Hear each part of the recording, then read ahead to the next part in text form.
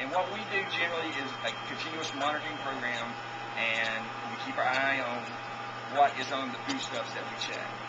Okay, I can't do this at home, and most other people can't either, so they depend on the folks that are paid to do it, and that's why our program exists. We focus mainly on pesticide residues and commodities which are sold in stores around the state.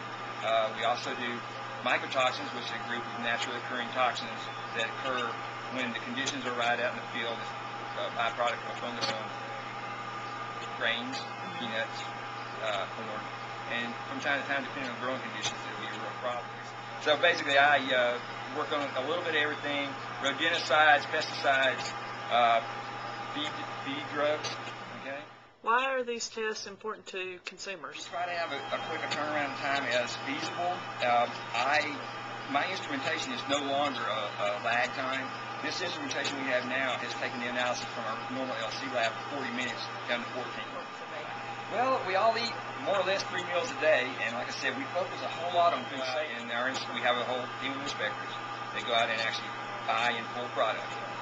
And yes, it's anything from fertilizers, dog foods, ready to eat, fresh commodities. We do a lot of fresh commodities here. That's one of the things that we have a close eye on, because they're consumed quickly, and if you're not getting it done and getting results out, like you mentioned before, they can be gone. The technology you see behind me now with the ultra performance HPLCs and the tandem quad detector for LCM SMS did not exist 15 years ago in any fashion that you could afford to have a site like ours. What has happened with this technology, I've cut our run times back by easily 2/3. This saves solvent, manpower. We don't have to do extensive sample cleanup. All this has to function through a workstation, of course. Ask the instrument to do what we want it to do. We can sort through data later, okay? But collecting the raw data, we can analyze it using the computer's features and the software features that was unheard of. We didn't, 15 years ago, we didn't have any of this technology. Now it's commonplace, and we're just fortunate enough to be able to make the best use of it. The CSI is a nice show. It's a very entertaining show. And you know what I do is like that. My job's not for entertainment. They have one person doing 8 jobs.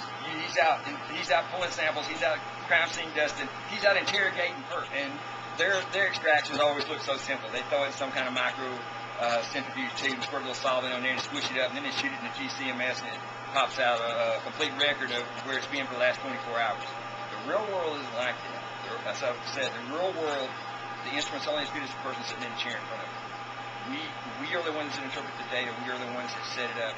But after I took my first chemistry course, 100-level course, that was it. I was hooked. I knew what I wanted to do. You never know what is going to happen out there that somebody's going to want to check. And like I said, you can't do it at home.